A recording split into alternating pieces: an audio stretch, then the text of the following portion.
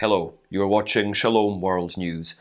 I'm Rory McLennan coming to you from Glasgow, Scotland. Here are the latest headlines from around the world. The Catholic bishops of Mali have raised their voice against the recent military coup in the sub-Saharan country.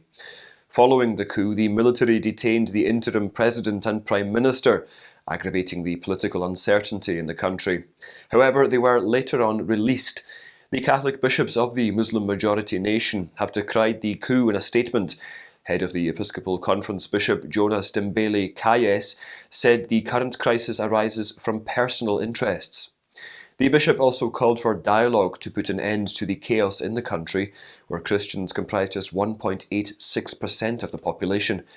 On Monday, May the 24th, troops loyal to Vice President Assimi Goïta detained President Ba Ndaw, Prime Minister Mokhtar Ouane and Defence Minister Souleymane Donkour, and announced that they have been stripped of their powers and that fresh elections would be held next year.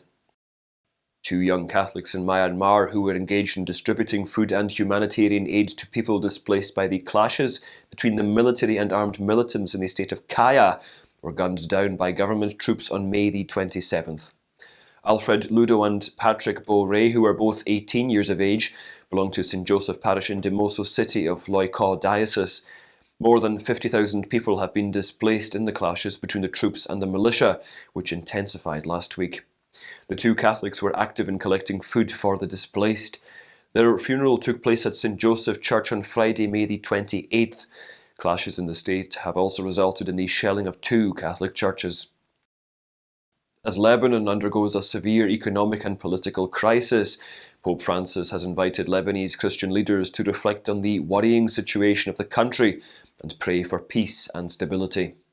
While concluding his Sunday Angelus on May the 30th, the Holy Father announced that he would meet leaders of the Lebanese Christian communities in Rome on July the 1st.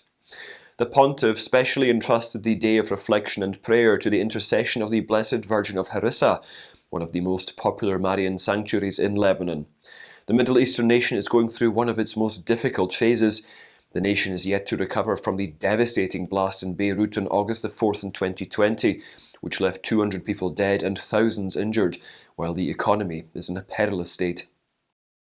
Archbishop Joseph Naumann, chairman of the Committee on Pro-Life Activities of the U.S. Bishops' Conference, has called upon government leaders to protect the unborn, as the Joe Biden administration has unveiled plans to eliminate the Hyde Amendment and other pro-life provisions in their federal budget.